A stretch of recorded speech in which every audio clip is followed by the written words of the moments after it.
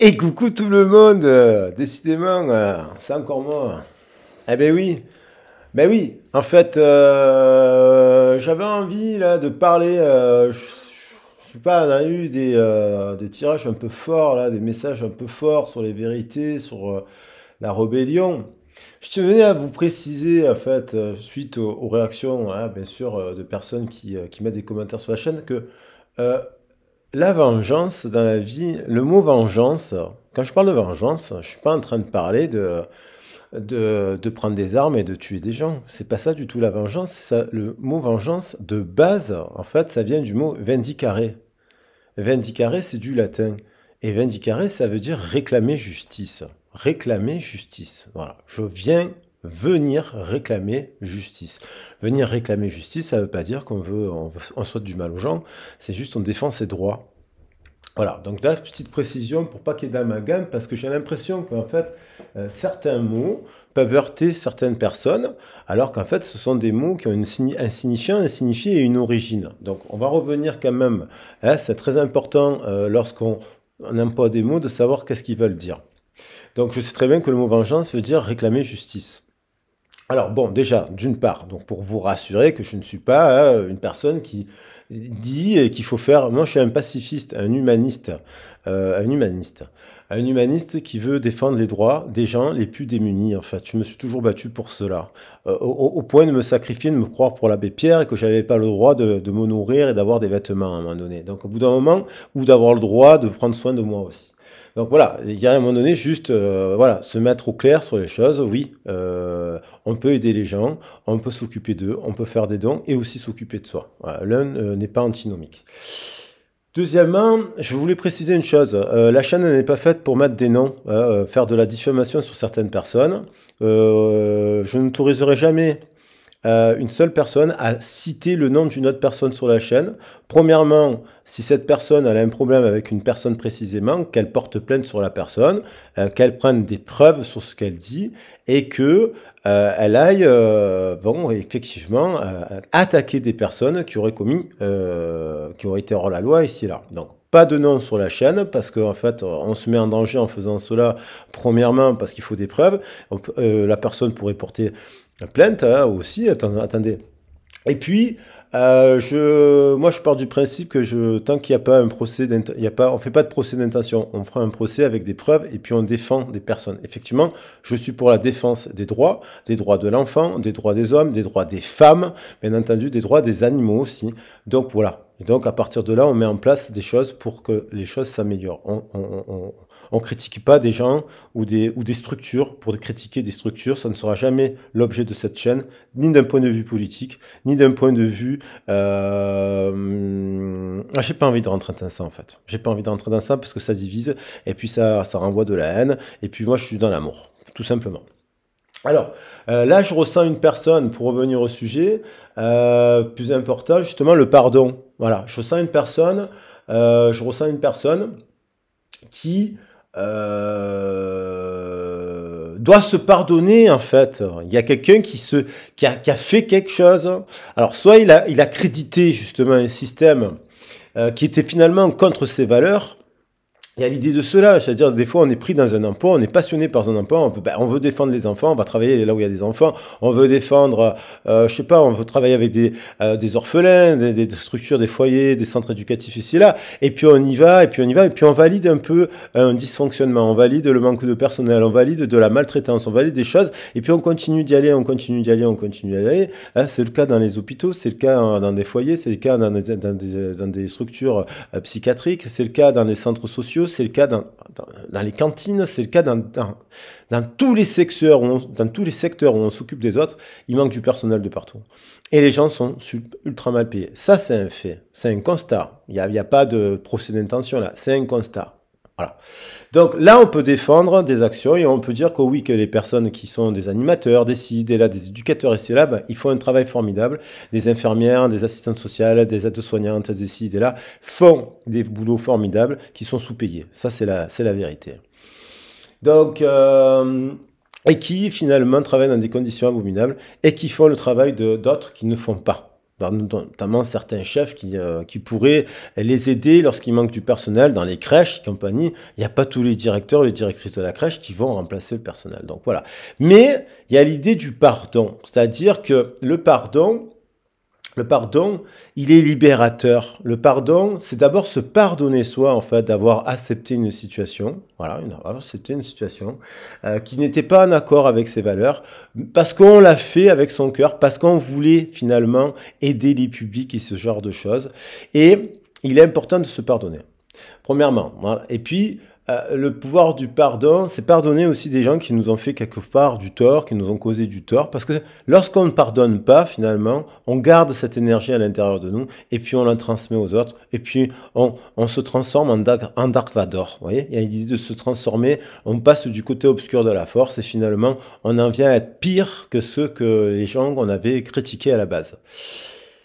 D'un point de vue sentimental, j'avais envie de dire aussi que je ressens, mais fortement, une personne qui a menti, qui n'a pas été dans la rébellion, qui a été soumis. C'est une forme de soumission, mais vis-à-vis, il y a quelqu'un qui doit pardonner au-delà de la situation, c'est pardonner ses origines, un fonctionnement. Je ressens une personne qui fonctionne comme on lui a appris et qui est en train de justement de reproduire la même chose que ce qu'elle critiquait à une époque et finalement elle est en train de refaire le même scénario.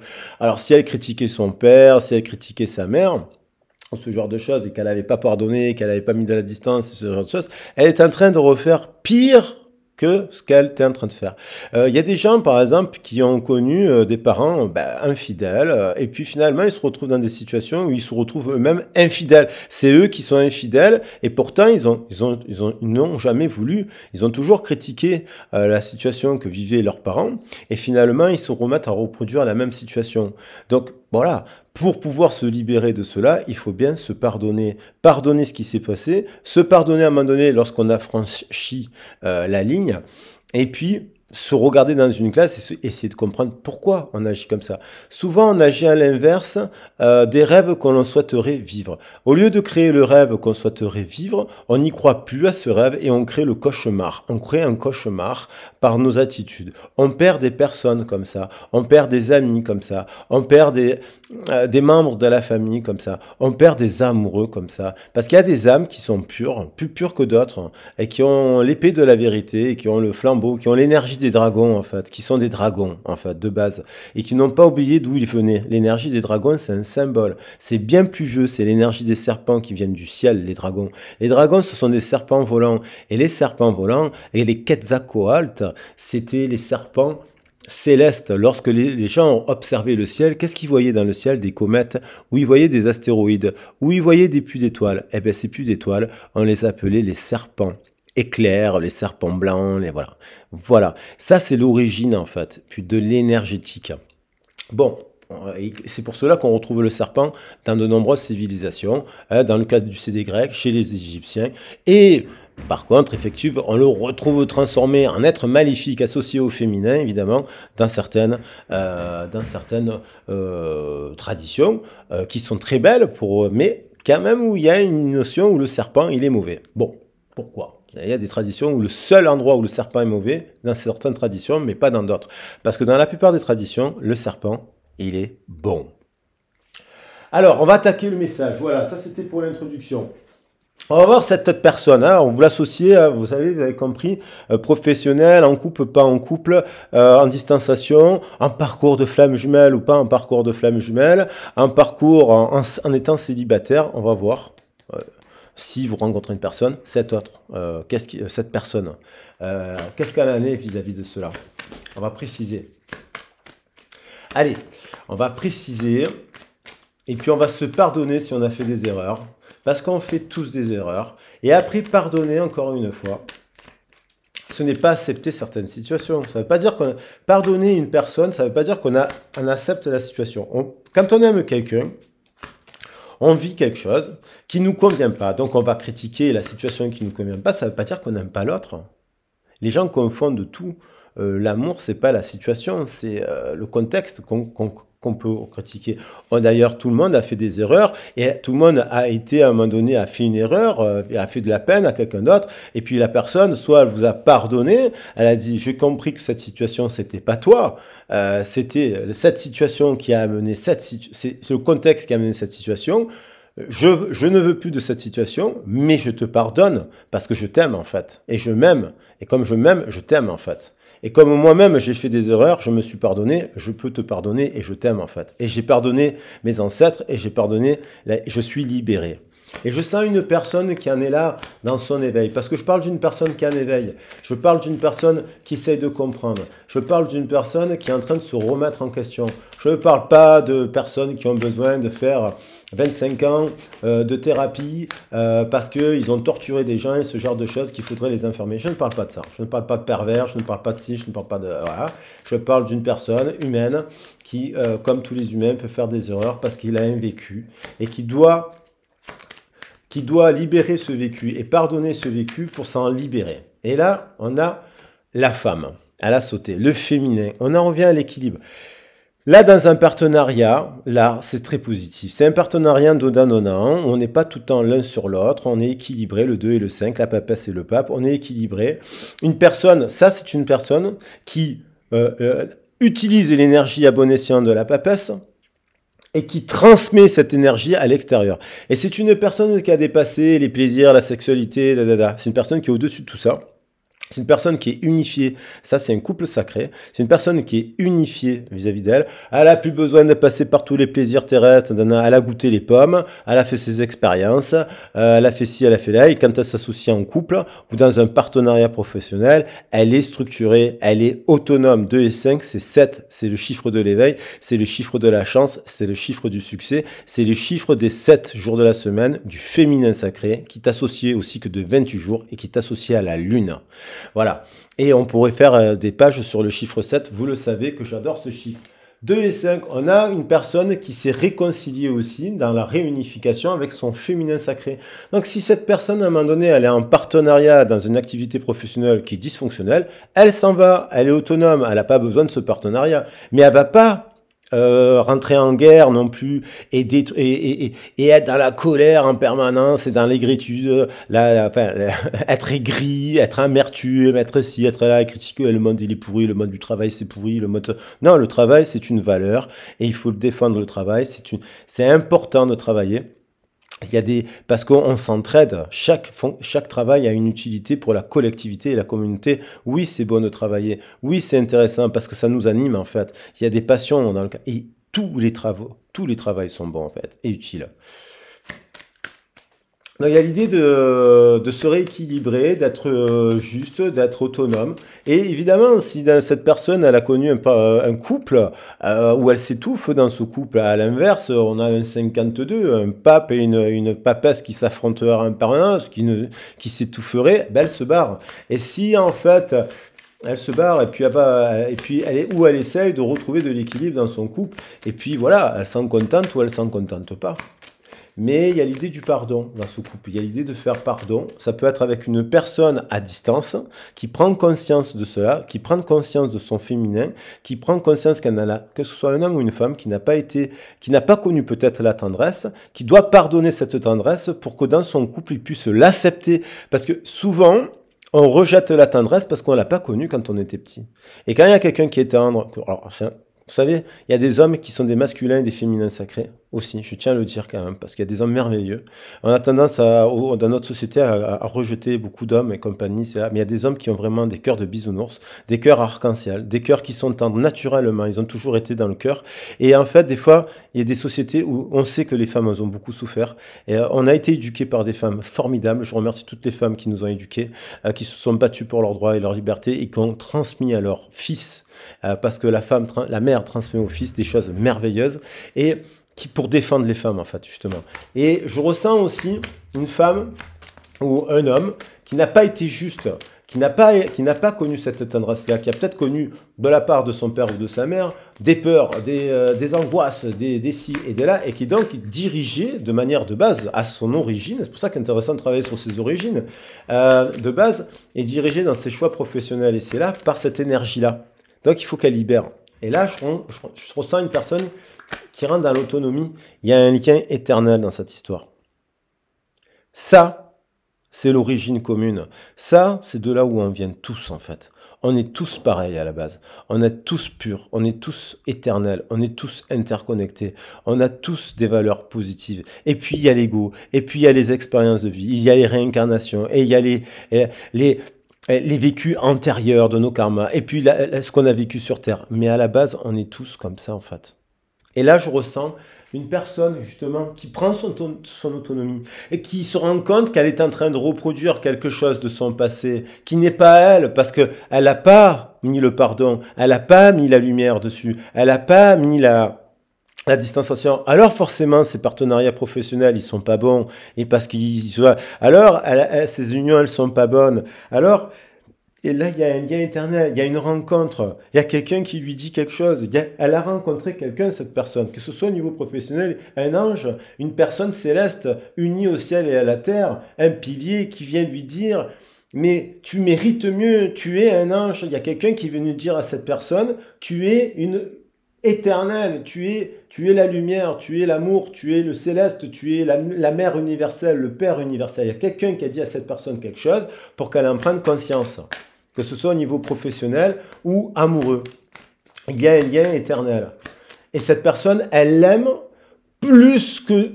Elle l'aime de manière inconditionnelle, au point où elle n'attend pas d'être coupée avec elle, au point où elle n'attend pas de travailler avec elle. Elle est juste là, elle est juste bonne. La bonté, ça existe sur Terre. Il y a des gens qui sont bons, qui sont là.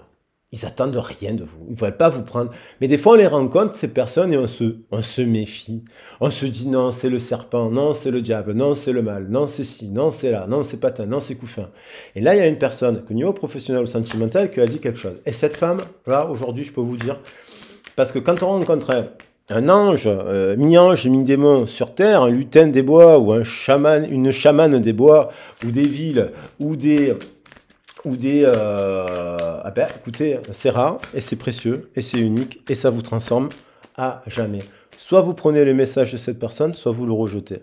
Mais quand on rejette quelque chose de positif, quand on vous dit « aime-toi, tu es une merveille », et qu'on rejette ce message, c'est qu'on a un problème et qu'il faut travailler sur soi. Et là, je sens qu'il y a une personne qui en prend conscience, qui se libère, qui comprend qu'elle est bien plus loin que sa lignée, que bien plus loin, et qui va apprendre qu'il y a un éveil. C'est le chiffre 7, c'est le chiffre de l'éveil, et qui revient à l'équilibre.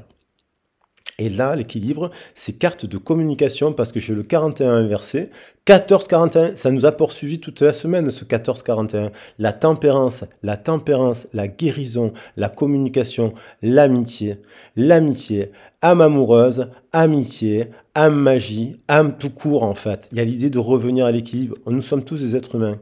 Et nous avons tous la possibilité d'apprendre des uns des autres. Et cette personne, elle a appris quelque chose. Elle a appris à guérir et elle a appris, vous voyez, l'énergie des serpents. Et il est là. Vous savez, j'ai des amis qui sont médecins, ils ne savent même pas d'où vient le caducée. Il y a le serment d'Hippocrate, oui, ça, ils ont dû l'apprendre par cœur, le réciter par cœur. Voilà. Et franchement, j'ai des professeurs, des amis d'enfance qui sont professeurs. Bon, mon ami d'enfance qui est professeur, il sait ce que ça veut dire. Mais j'ai une amie qui est une très très bonne amie, qui, je lui ai expliqué, mais est-ce que tu sais ce que ça signifie, ça? Elle ne savait pas. Qu'est-ce que ça signifie? Je lui ai expliqué que le bâton, c'était la colonne vertébrale. Elle a halluciné, elle a dit, putain, mais c'est simple, on ne nous l'apprend pas en médecine. Voilà. Et là, on est guidé par les étoiles. Voilà. Parce que ça fait... Et on ouvre une porte. C'est une personne qui, justement, la tempérance, c'est le pardon aussi. Il y a une transformation, elle se libère. 4 et 1, 5. Le chiffre 5, je le rappelle, c'est un chiffre pivot dans le système décimal qui amène l'ouverture. Il amène au 6, à l'estime de soi, à l'amour de soi. Et pour s'aimer, pour aimer quelqu'un, et pour s'aimer, il faut avoir pardonné d'où on vient. C'est comme ça, c'est le principe de résilience. Il faut d'abord... Voilà. Et après, c'est extrêmement difficile parce que malheureusement, il y a des gens qui ont vécu des suicides, des morts, des décès, des blessures, des trucs abominables, des choses extrêmement difficiles. Je me rappelle de la chanson, ça m'évoque la chanson de Barbara. Je suis pas un énorme fan de Barbara, mais j'ai écouté Barbara il y a une époque, j'ai un profond respect pour cette femme. Il y a une chanson qui s'appelle À Göttingen. À Göttingen. Cette chanson, pourtant son père, il avait eu des choses, lui avait fait vivre des choses difficiles, et elle va le pardonner, elle va le voir, et c'est une rémission en fait, ce dialogue avec son père. Cette chanson À Göttingen, elle est merveilleuse. Et mal, des fois, on passe sa vie, on pardonne pas. Il y a des choses. Après, bien sûr que j'ai bien conscience qu'il y a des histoires extrêmement dures. Attention, puisque j'ai rencontré des enfants abandonnés, torturés, violés, que j'ai dû signaler des trucs comme ça à un moment donné, à prendre des décisions extrêmement difficiles, en concertation bien entendu, parce qu'on on fait pas des vendettas pour faire des vendettas, et c'est des décisions pluridisciplinaires lorsqu'on constate de la maltraitance, hein. Donc, je peux vous dire que ça fait de la peine. Et le but de tout ça, c'est faire en sorte que les gens puissent se réconcilier. Réconcilier. Et je sens qu'une personne prend conscience qu'une autre personne a tout fait pour la réconciliation, a tout fait pour créer la troisième énergie. Il y a une ouverture de l'œil, il y a une prise de conscience. Cette personne, elle doit d'abord, je vais vous le dire, là on est sur le 3. On est sur le céleste. Elle a une prise d'ouverture. C'est une personne spirituelle qui a une prise de conscience qu'elle doit aussi pardonner le terrestre. Voilà. Ses origines. Le carré. Le 4. Le triangle repose sur le 4. Il est au-dessus du 4. Voilà. Ça, c'est le symbole, comment ça s'appelle, l'énergétique des symboles. Là, voilà, le mot m'échappe. Mais il y a l'idée de, entre le 3, ça signifie c'est la Trinité. C'est le Père, la Mère et l'enfant. Ok, donc c'est le corps, l'âme et l'esprit. C'est le cœur, et on pourrait rajouter le cœur hein, aussi. Hein. Cette personne prend conscience qu'elle n'est pas son père et sa mère, mais qu'elle vient de son père et de sa mère. Voilà, il y a deux distinguos. Donc elle peut aimer ses origines tout en les critiquant, voyez, tout en étant en rébellion aussi, tout en s'étant défendue si elle a vécu quelque chose de difficile pour pardonner. Pardonner. Le pardon, c'est un pouvoir libérateur. Et donc, cette personne, elle a une ouverture, une conscience, parce que quand vous l'avez rencontrée, que ce soit au niveau du travail, que ce soit dans ce truc, elle vous a repoussé, parce que vous êtes vous, triangulaire, vous avez le troisième œil ouvert, et donc vous êtes un guérisseur, une guérisseuse, une bonne personne. Tout simplement, une bonne personne. Il n'y a pas besoin d'être dans l'ésotérisme pour être une bonne personne. Il y a des gens formidables, et boulangers, des balayeurs, des gens, vous les voyez, vous vous dites, mon Dieu, qu'est-ce qui rayonne la bonté. Mais oui, on ne va pas dire que cette personne est bonne parce qu'elle est médecin ou parce qu'elle est ingénieure de la NASA. Elle est bonne parce qu'elle rayonne la bonté, quelle que soit sa fonction. Et ces personnes-là sont des rayons de soleil, ce sont des anges, ce sont des personnes merveilleuses. Et je peux vous dire que ce sont des personnes qui ont beaucoup de connaissances et d'expériences de vie, et ils s'en foutent d'être balayeurs ou pas. Comprenez? Voilà. C'est pas l'habit qui fait le moine, comme on dit. Ce n'est pas l'habit qui fait le moine. C'est ce qu'on dégage. Alors cette personne, vous voyez, l'arme, la blessure, bien sûr, l'arme. Et la vérité, elle est tankée. C'est Excalibur, ça. Sauf qu'Excalibur, à un moment donné, la vérité, elle est plantée. Il y a quelque chose qui a été tanké dans la terre.